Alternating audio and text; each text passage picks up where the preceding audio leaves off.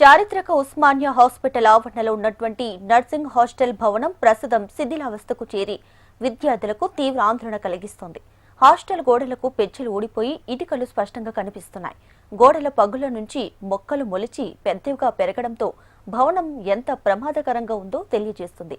ఇక మరింత సమాచారం మా ప్రతినిధి అరుణ్ అందిస్తారు.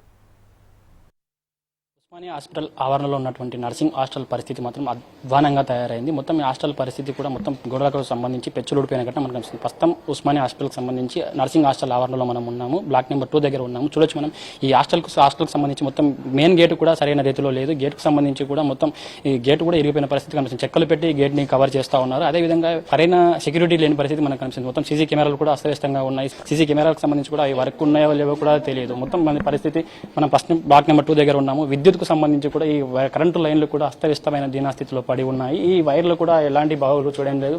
ఎప్పుడో 1950లో ఈ భవనాన్ని నిర్మించారు. ఈ హాస్టల్ భవనానికి సంబంధించి దాదాపు 75 ఏళ్ల చరిత్ర ఉంది. నిజాంల కాలంలో నిర్మించిన ఈ హాస్టల్ ఇప్పటికీ హాస్టల్ గా రన్ చేస్తా ఉన్నారు. మొత్తం ఈ హాస్టల్ మాత్రం అస్తవ్యస్తమైన పరిస్థితిలో ఉంది.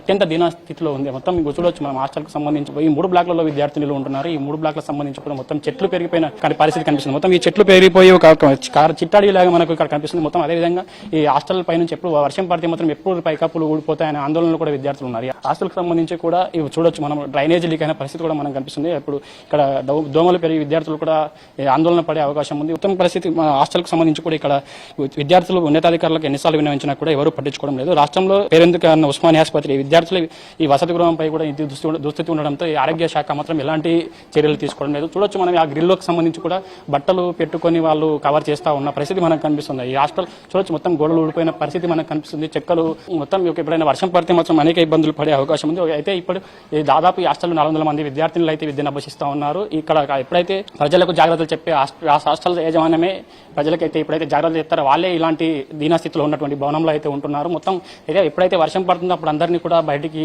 వాళ్ళ ఇళ్లకు పంపించేసి మళ్ళీ వర్షాలు తగ్గిన తర్వాత మాత్రం ఇక్కడ మళ్ళీ హాస్టల్లో జాయిన్ అవుతారని తెలుస్తా ఉంది. చూడొచ్చు మనం ఈ హాస్టల్కి సంబంధించి కూడా అనేక సంవత్సరాల నుంచి హాస్టల్ నడుస్తున్నా కూడా ఇక్కడ సరైన సౌకర్యాలు అయితే కల్పించారు. కనీసం విద్యార్థులకు ఉండాల్సిన మౌలిక సదుపాయాలు కూడా ఇక్కడ లేనట్టు మనకు కనిపిస్తా ఉంది. చూడొచ్చు పెచ్చులు ఊడిపోయిన ఘటన కనిపిస్తుంది.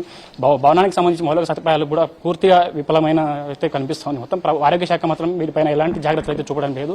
ఈ మొత్తం భవనానికి సంబంధించి చూడొచ్చు మనం క్లియర్ గా మొత్తం 3 బ్లాక్లో కూడా ఒక్క బ్లాక్ కూడా సరైన రీతిలో లేదు. మొత్తం గోడలకు పెచ్చులు ఊడిపోయి చెట్లు పెరిగిపోయి ఎక్కడెక్కడ అయితే మొత్తం అధ్వానమైన స్థితిలో మనకు కనిపిస్తుంది. ఇప్పటికైనా ఈ ఆరోగ్య శాఖ జాగ్రత్త వహించాలి. భావితరాలకు వీళ్ళు ఒక వైద్యులుగా చికిత్సలు అందించేవారు తయారవుతారు కాబట్టి ఈ హాస్పిటల్ వాళ్ళ పర్మిషన్ ఉండే విధంగానే వాళ్ళు జాగ్రత్తగా ఉండాల్సిన అవసరం ఉంది. కాబట్టి ఆరోగ్య శాఖ మాత్రం ఈ హాస్పిటల్ పైన ప్రత్యేక శ్రద్ధ వహించాలి.